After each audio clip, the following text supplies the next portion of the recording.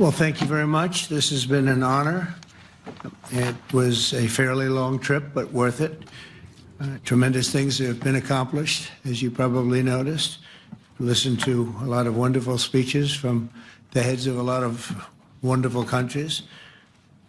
But I want to thank you for joining us at the conclusion of a highly productive NATO summit in the Netherlands.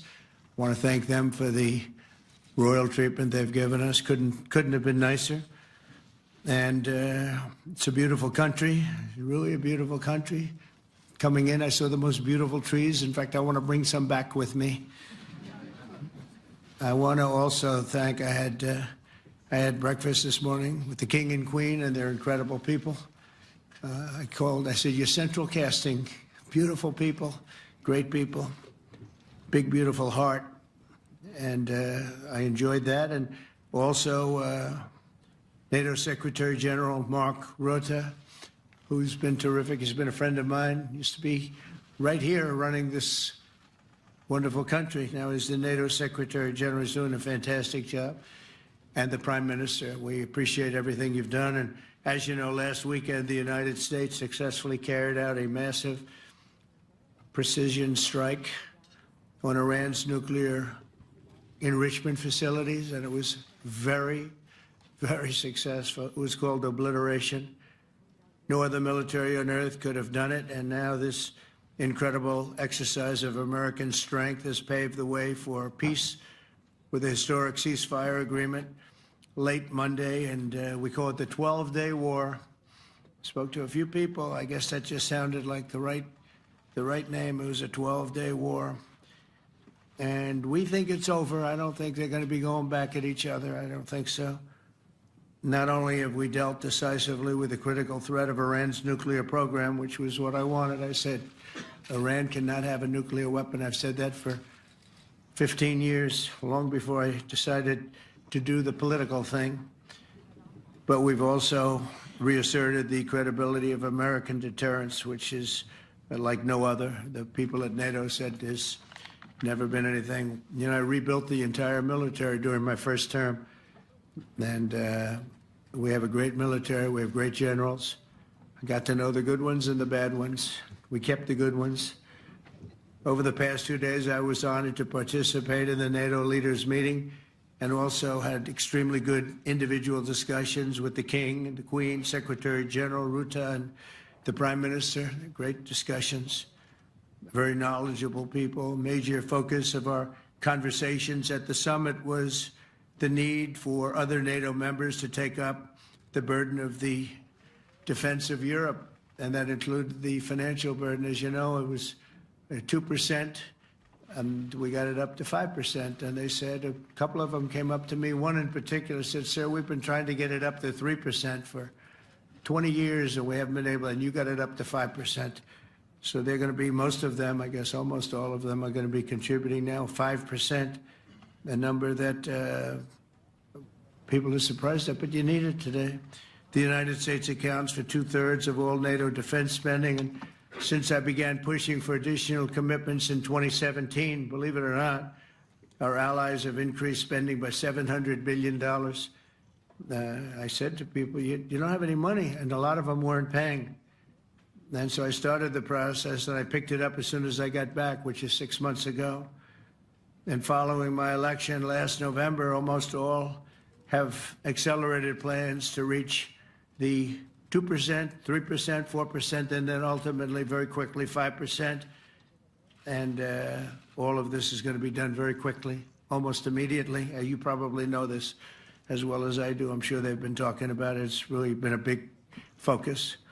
In a very historic milestone this week, the NATO allies committed to dramatically increase their defense spending to that 5% of GDP, something that no one really thought possible. And they said, you did it, sir, you did it. Well, I don't know if I did it, but I think I did. This will be known as the Hague Defense Commitment, which is pretty good, pretty appropriate. When the allies reach this number, it will add more than $1 trillion a year. Think of that, $1 trillion per year to our common defense. And this is a monument really to victory, but it's a monumental win for the United States because we were carrying much more than our fair share. It was quite unfair, actually. But this is a big win for Europe and for actually Western civilization. For years, past administrations failed to get most allies to contribute even the 2%. I remember when I came here, we had 4 countries that were up to 2%, and I remember Poland was there. A couple of them were there, and but most of them were. We had 28 at the time. As you know, it's increased a little bit, and they've agreed now to more than double their budgets in all cases. And Europe stepping up to take more responsibility for its security will help prevent future disasters like the horrible situation with Russia and Ukraine, and hopefully we're going to get that solved. Last week they lost 7,000 soldiers, mostly soldiers, but they're also getting hit in Kiev. They're getting hit in some of the towns also. And that means life. Life is disappearing also in the cities and towns. Should have never happened, would have never happened if I was president. I said it 1,000 times, and it never did happen. It's never even thought about. But it's vital that this additional money be spent on very serious military hardware, not bureaucracy, and hopefully that hardware is going to be made in America because we have the best hardware in the world. You saw that where 14 missiles were shot at us the other day. And they were very nice. They gave us warning. They said, we're going to shoot them. Is 1 o'clock okay? They said, it's fine. And everybody was emptied off the base, so they couldn't get hurt except for the gunners. They call them the gunners. And out of 14 high-end missiles that were shot at the base in Qatar, all 14, as you know, were shot down by our equipment. Amazing stuff. Amazing that they can do. It's like shooting a bullet with a bullet. It's the same thing if you think about it. 14 out of 14, and they weren't even that surprised. I said, do you do that well often? They say, we pretty much do, sir. The Ukraine crisis has also highlighted the urgency of rebuilding our defense industrial base, both in the United States and among the allied nations. We cannot afford to be dependent on foreign adversaries for critical minerals. And as you know, we made a deal with Ukraine to take a vast amount of the land they have for minerals. We need it. And once again, I want to thank all of the people in the Netherlands, incredible people. It's a great place. And all of the NATO allies for the tremendous summit that we just had. A letter just came in, and a statement came in from the Atomic Energy Commission of Israel. And I just wanted, this is an official letter, and they're very serious people, as you know. The devastating U.S. strike on Fordo destroyed the site's critical infrastructure and rendered the enrichment facility totally inoperable. It was devastated. We assessed that the American strikes on Iran's nuclear facilities has set back Iran's ability to develop nuclear weapons for many years to come. This achievement can continue indefinitely if Iran does not get access to nuclear material, which it won't. It's so sad that that whole thing had to go.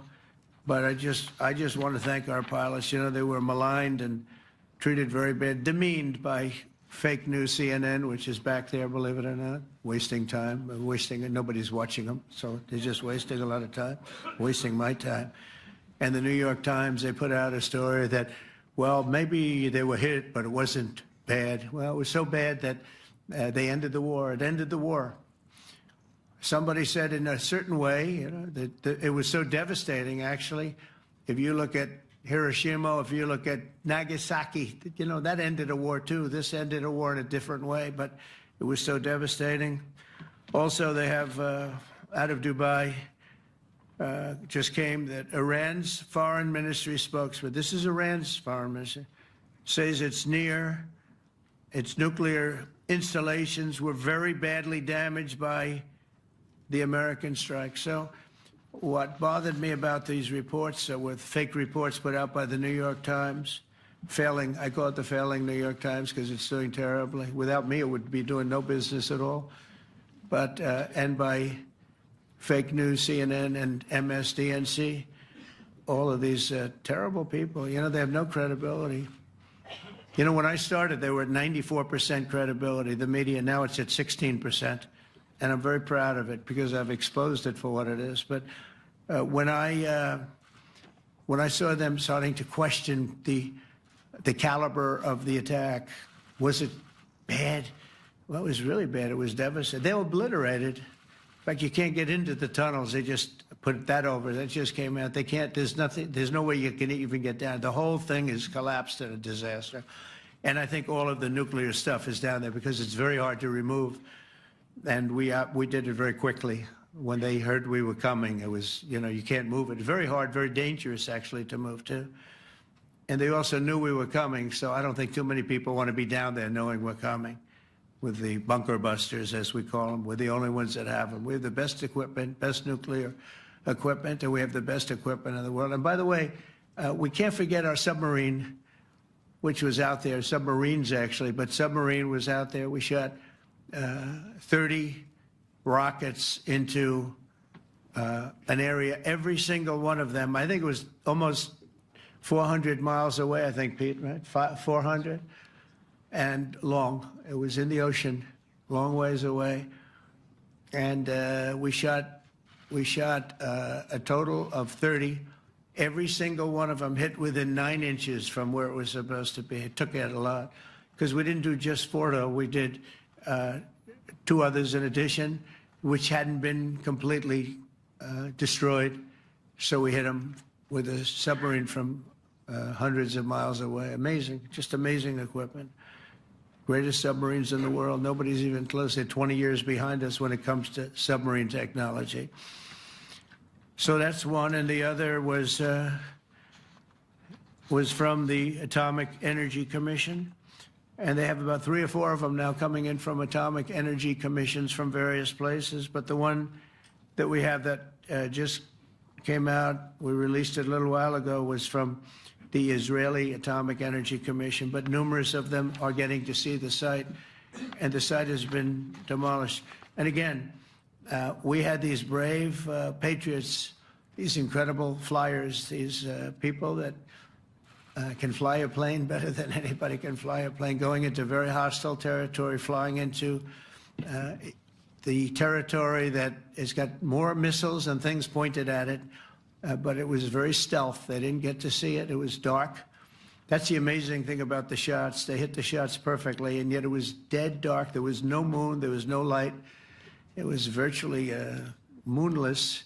It was very dark, and the shots were hit perfectly. But when they get demeaned, and they were very upset about it because they knew how strong it would be. Back in Missouri, the pilots flew about 36 hours, 2 ways, far distance, and in those incredible B-2s. And we then had the F-22s, and we had the F-35s, and we had other planes, and we had, I think, a total of 52 tankers. That means the big tankers, because the refueling was a lot for all of the different planes that we sent.